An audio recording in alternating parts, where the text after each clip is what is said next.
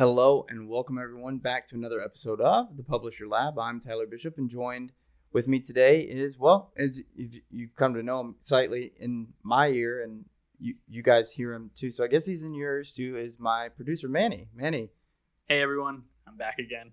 We've got you mic'd and cammed up again, so this way those that are watching online can also see what producer Manny looks like. So we talked about it a little bit last time, but yeah, Manny kind of pops in every now and then and gives me a break. So I kind of appreciate that. But we've been trying to follow the data as much as we can as it relates to what everybody seems to enjoy the most on the podcast. And you guys, it's kind of what I've always assumed, which is you guys like to get to the point, get into the news. What are people talking about? What should you do? And I think that that's critical right now in the world of digital publishing, because you've got I wouldn't say unprecedented disruption, but for traditional publishers, and I think the majority of this audience, for sure, some of the most significant changes to what I think their businesses will look like over the next 5 to 10 years.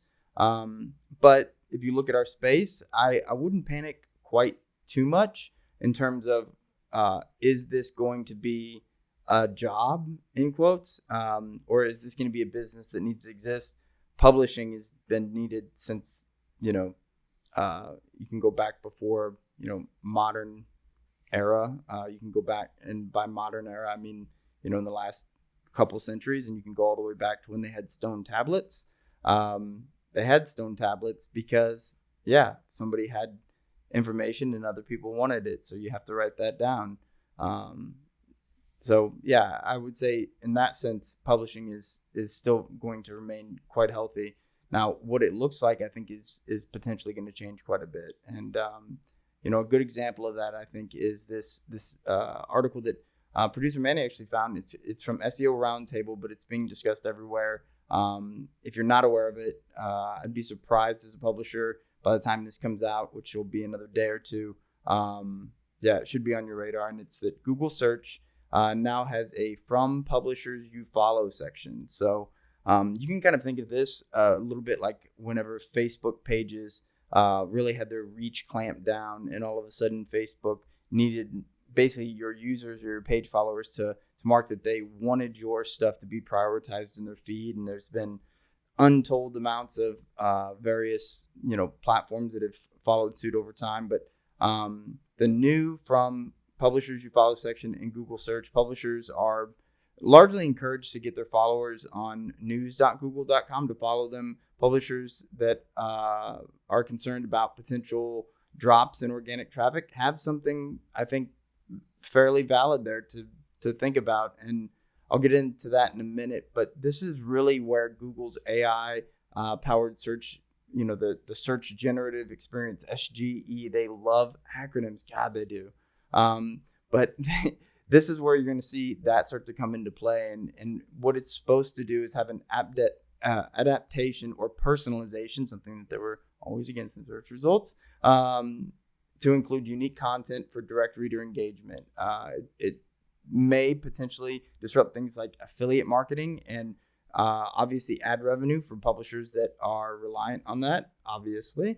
And then legal and political factors affect the outcomes of these things as well. So we could see a lot of things come of this over time, whether it's Google's, pending, charges with, I think it's some of the states and the attorney generals there regarding, antitrust, or just in general, how we interact with AI on the web. I think that there could be many political and legal factors that the survival of this particular adaptation could be affected by. But that being said, I do want to come back to the revenue drop, and then the disruption of ad revenue and affiliate marketing, because this is something where the first thing I think of is the Facebook page reach. Now, can you still make money off of Facebook traffic like you could 13, 14 years ago?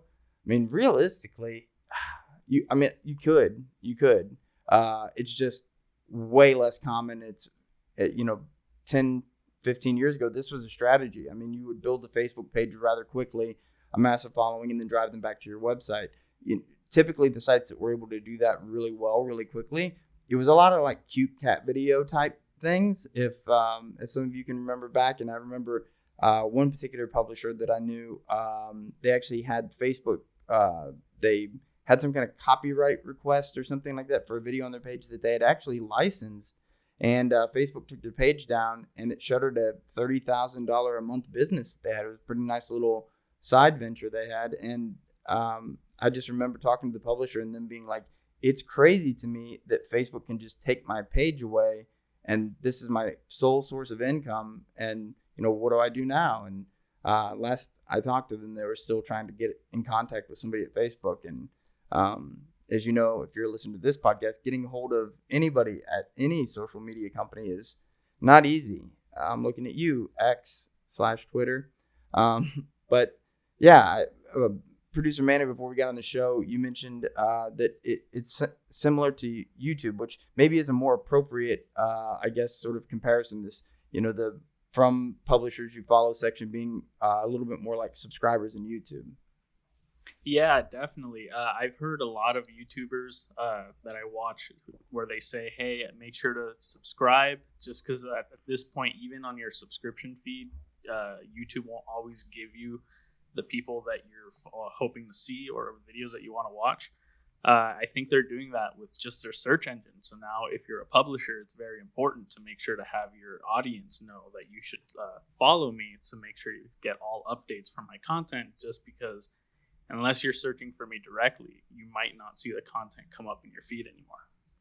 And I think, to me, like when you mentioned that, it kind of, I think maybe sometimes I'm a little bit jaded by the industry and by big tech. And so I do think that there may be not just a silver lining here, but maybe an opportunity and maybe something that's overall good for the health of publishing. So bear with me here, because I imagine there's many that are listening to this are like, how can this be good, Tyler? You've lost me, and now I don't listen to the show anymore. Wait, for those that are left, let me just paint this picture for you. A couple weeks ago, I'd mentioned that the advantage that I felt that YouTubers had compared to, like textual-based web publishers, in that I felt like they had a much more direct understanding of sort of their audience and what their audience liked. So it was much easier for them to create the content that they needed to create to continue to engage and grow their audience.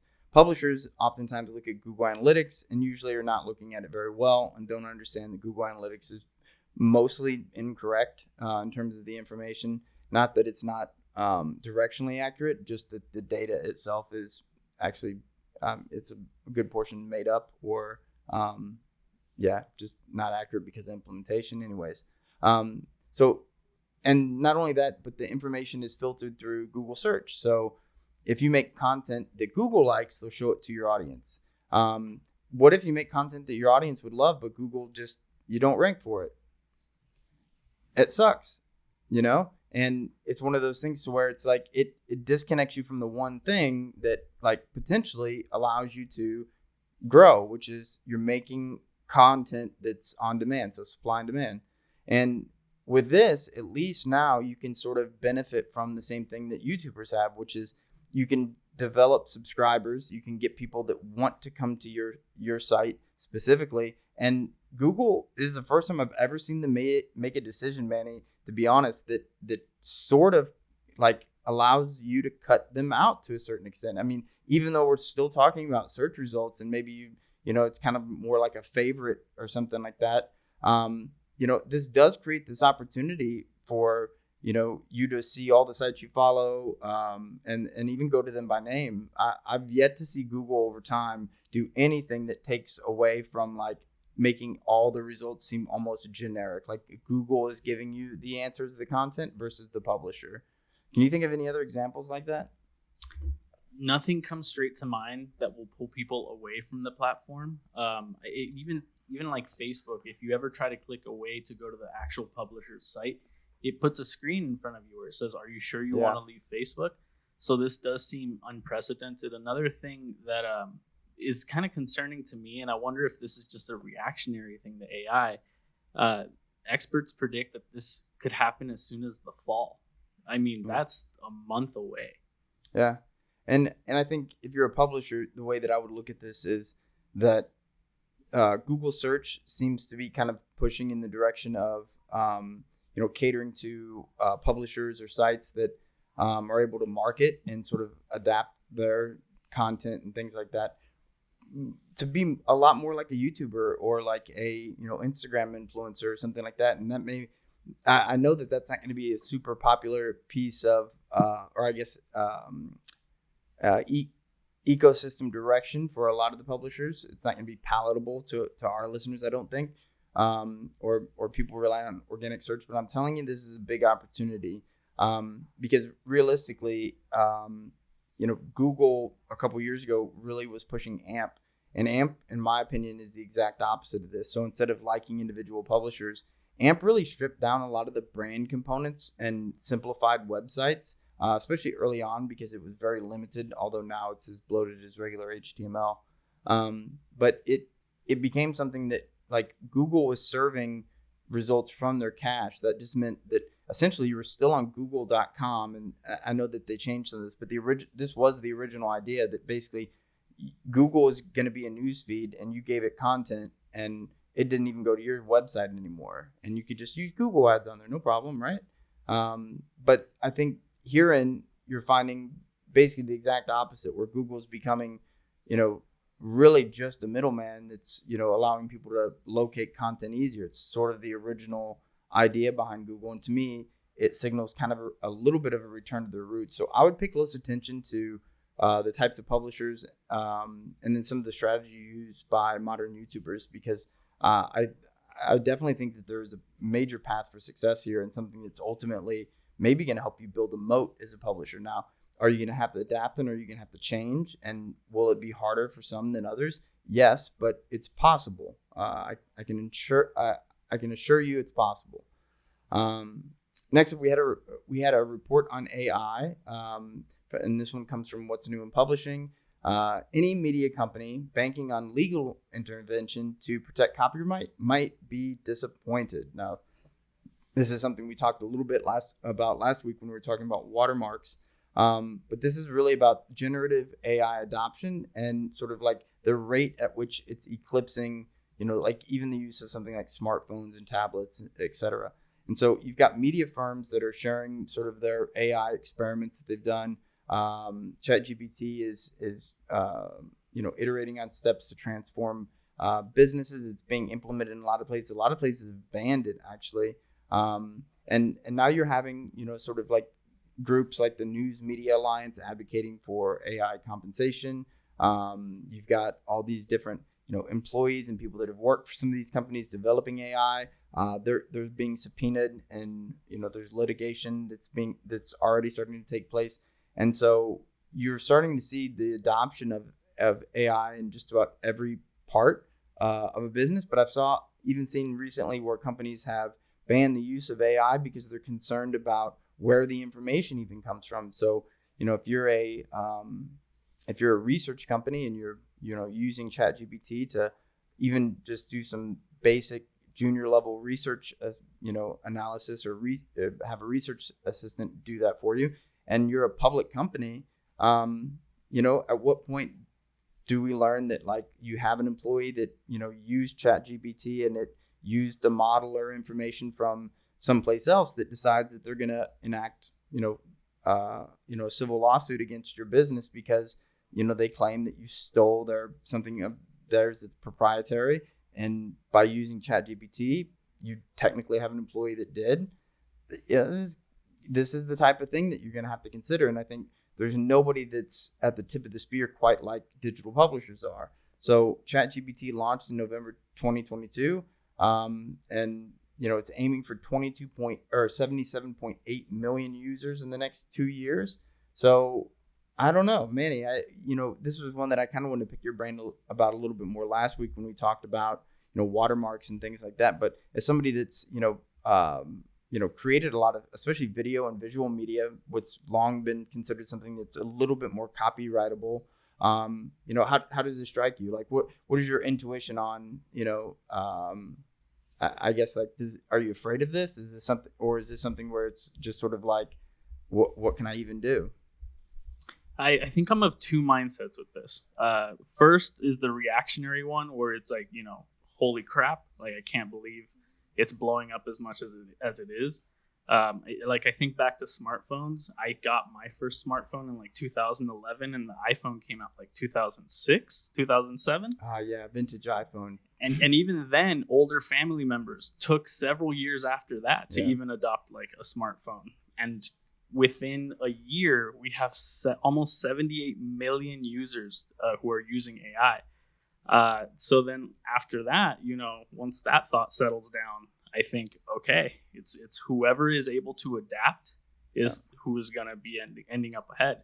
And we've been saying this for weeks. Like, if you're a publisher and you're not using AI, you're falling behind. You need to adapt now, adapt early, and take advantage while you can. Yeah, I agree with you. And I think the example that I would give on this is that I think that you don't want to be the person that's shot in the street first. I think that you don't have to worry about that as a publisher, because I think that'll be, if it's going to be a publisher like in a significant way, it's going to be one of these major brand publishers, probably something more like a Quora or somebody like that that's been very active in embedding basically just chat GPT to like generate user-based content, which I think that's ultimately something that's going to really harm them. But nevertheless, I think the people that are going to have to worry about, major consequences for, AI stuff are really those that are creating the AI itself, not the people that are using it. Because here's where I would create, maybe an example that people would be familiar with. If you guys remember Napster, it's not here anymore. So you can think of that as sort of like the chat GPT. But the music industry folks that thought like, hey, we're going to fight back against the streaming thing. We want people to buy albums. That's a losing battle. And I think getting too focused on fear of consequences and trying to fight back against this stuff, I think we've seen enough times throughout history that you don't want to be that one. You want to be the Spotify. You want to be the music industry and the labels that were like, hey, cat's out of the bag. We got to roll with the punches. That's how you survive. And look, most of the major record labels that, were around, 30 years ago, they're still here. A lot of them not, but largely the models and the people and the industry, even some of the labels themselves, it's largely the same company. They've changed the names. But I think that's probably the comparison that I have here. So I would really caution people and maybe not using AI or using it in a limited fashion out of caution. I think out of not understanding, I think that there's always that sort of like adoption curve. You mentioned, Manny, with the phones. But realistically, as a publisher, you need to be trying to adopt this stuff. And I wouldn't be afraid. I think it's scary to think that you would wait around for clarity while the rest of the industry passes you by. And ultimately, the consequences are reserved for those that are making it. Because I do think that this is kind of one of those things where it's like, what are you going to do? You're gonna go after every single person that downloaded, a Metallica song? Probably not, right? So that's probably the best comparison that I can give on this. Hi, my name is Jeff. I'm the Global Director of Publisher Success at Ezoic, and I'm here to tell you what's new with the Support Dashboard. The Support Dashboard makes it quick and easy to help you find answers to questions that you may have and get you back to creating content very quickly. The new layout is designed to increase accessibility. You have access to any of your open tickets, you can contact our live chat agents, and you have direct access to the knowledge base for any of your questions. We've also implemented a light mode and a dark mode for your visual preferences.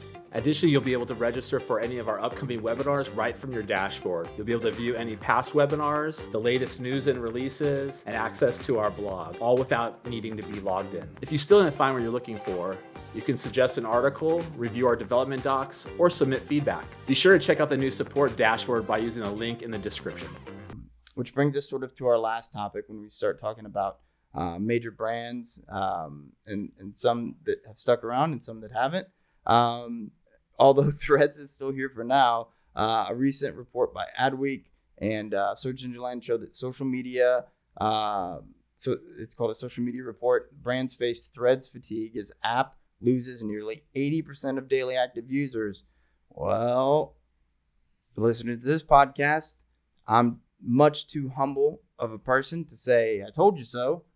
But I just said it anyway. So Mark Zuckerberg's Meta also laid off 21,000 employees so far this year. Now it's reportedly hiring many of them back, although I'd argue that many of them are not the same engineers, but different ones, which we can kind of get into in a moment. And then Twitter lowers the eligibility threshold for ad revenue sharing among their users. So that's a really interesting one I want to get into as well. So Meta's Threads, Manny, we talked about this on the show probably, a month ago whenever Threads was first dropped. And look, just so happened we were kind of right about this one. What do you think? I'm not big into gambling, but I kind of am bummed I didn't put any money down on this one when you said it.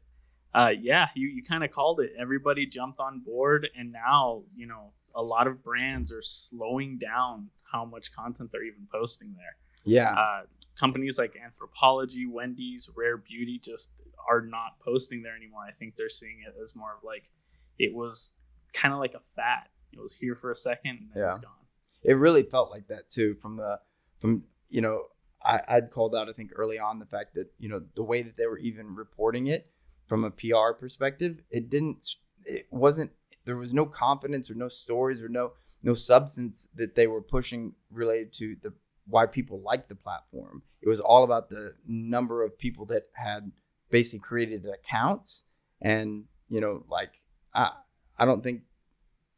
I think that the majority of this audience, whether or not they're plugged into software as a service based industry, talking points and different things like that. But everybody knows you can get, basically user accounts created in a billion ways, but getting daily active users is a completely different thing. And so seeing that drop off of 80%, again, it's Instagram people that don't use Twitter for a reason, or, have a Twitter for a reason, that don't want to basically take their Instagram audience, which is, their social circles and things like that, and then, interact with them in a Twitter experience. They use those things separately, or they don't use them separately. They use one or the other, and for a reason. And I think that seemed very obvious to me. It didn't make sense to begin with.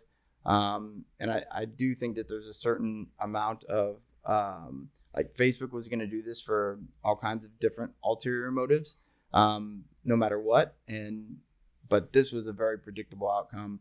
And I know that Meta is hiring back a lot of engineers, but I don't think that they're going to be the same engineers that they've laid off throughout the year. And it's because, they thought the metaverse was going to be here. They thought, this is going to be a wave. We're going to take advantage. We're going to lead the way in, augmented reality based or virtual reality based, web interactions and whatnot.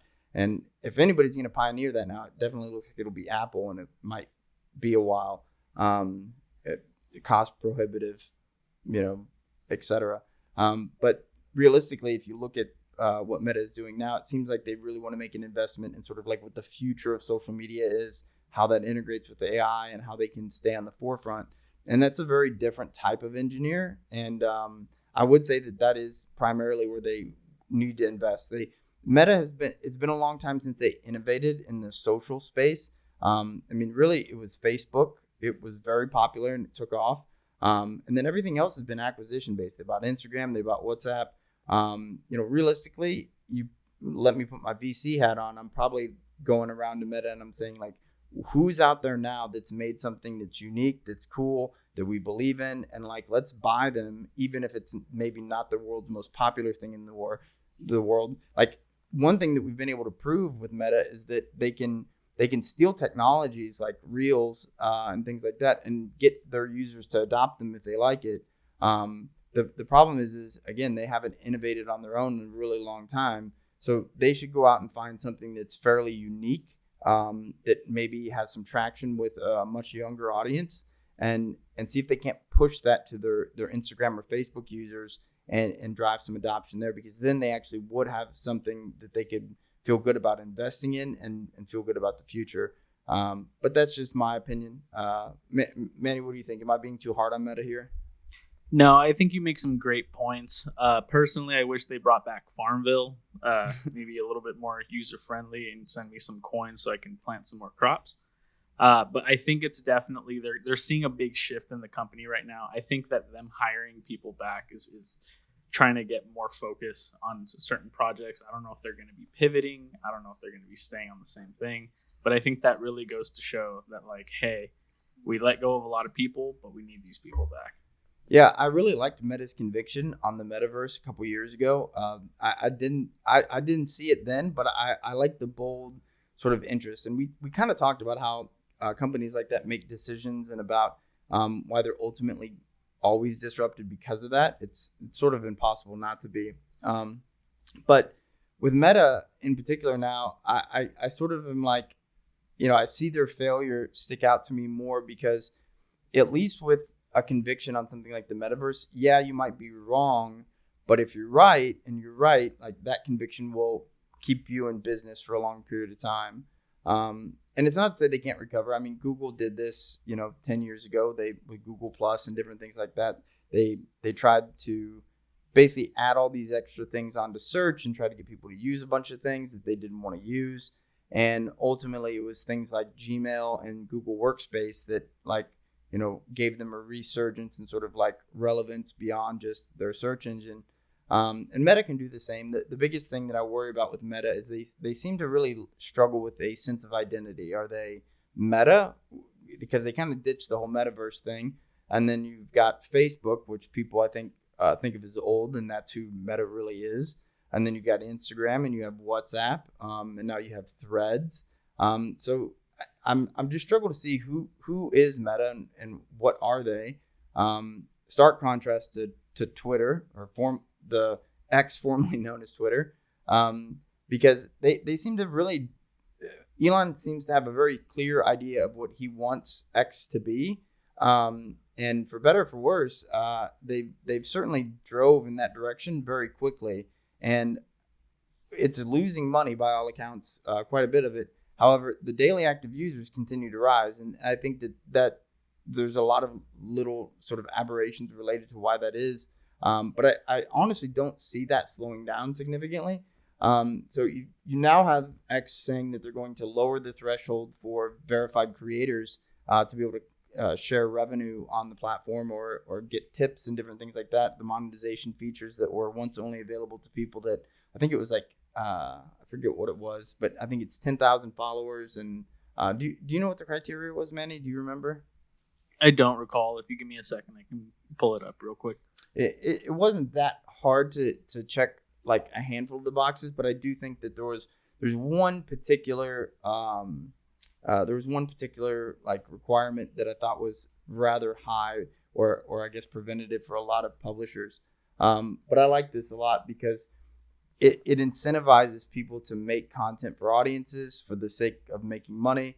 And so, with that, in the same way that if you can imagine how many, sites wouldn't have made it or wouldn't have started if they couldn't, make a little bit of money in the beginning, because if you have this really high threshold to start, sometimes you just want to see like, can I build an audience? Can I make money, working on content like this?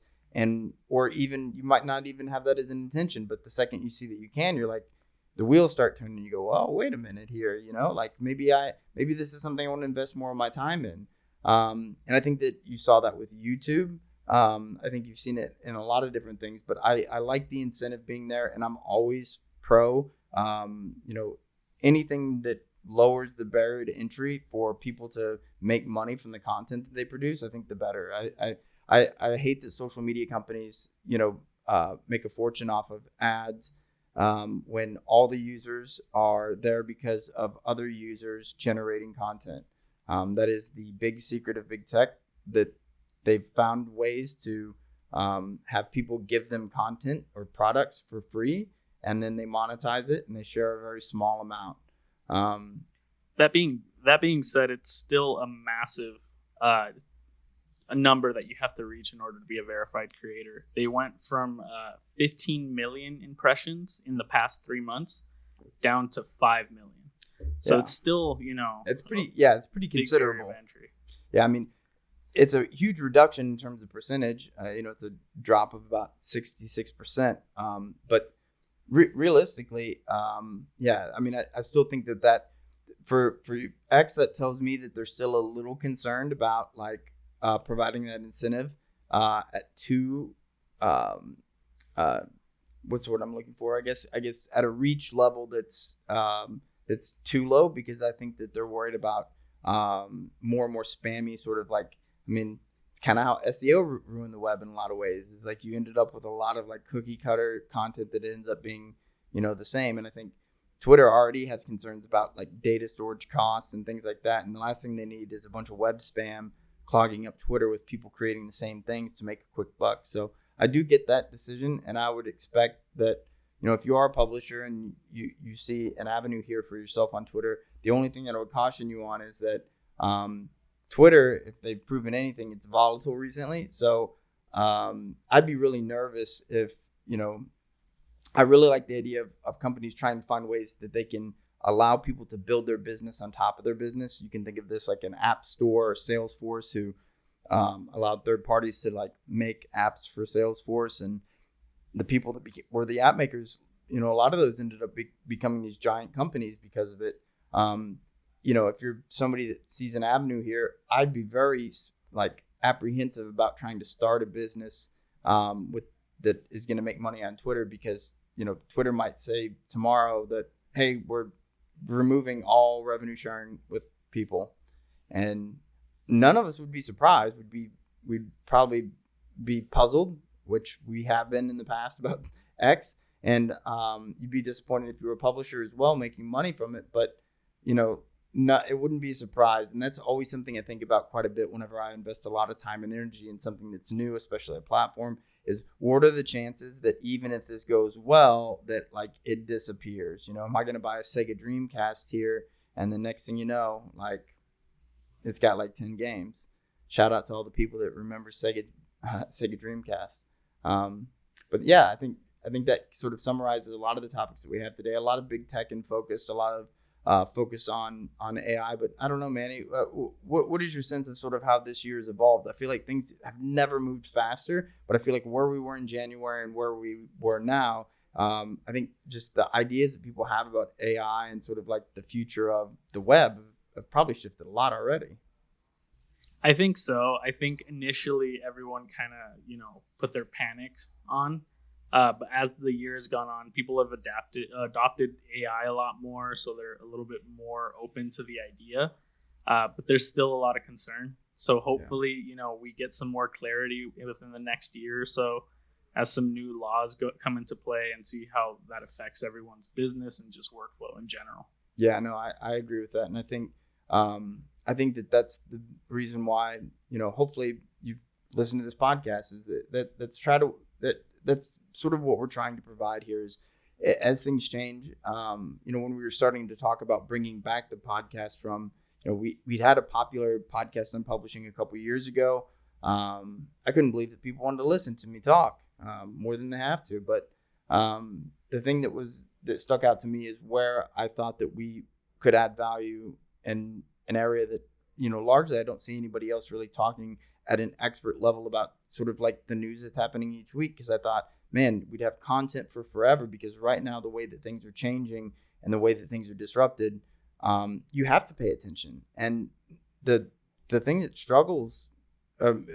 creates a struggle, I think, a lot of times for publishers, and I think a lot of our audience, is the fact that they're independent. And so, you get the news and the information, but you kind of have to parse through it and go, well, what does this mean? Can I make the right decisions? And even if it's something that, maybe I'm comfortable with, the way things are headed, sometimes it's nice to have a perspective of somebody that has, a view of maybe a broader, the broader market, and being able to sort of discern for people, this may not be as bad or as good as maybe it presents itself. So hopefully you enjoy it. If you do, it'd be great if you leave us a review on wherever you listen to the podcast. You can leave us questions and I'll answer them live on air. We haven't had a question in a minute, so go for it. I will say your name and whatever you like. But I love getting questions from the audience. Super helpful, guides the show. And you can do that at publisherlab.org. And I think that's it for today. Thanks for listening, and thanks for listening to another episode of the Publisher Lab.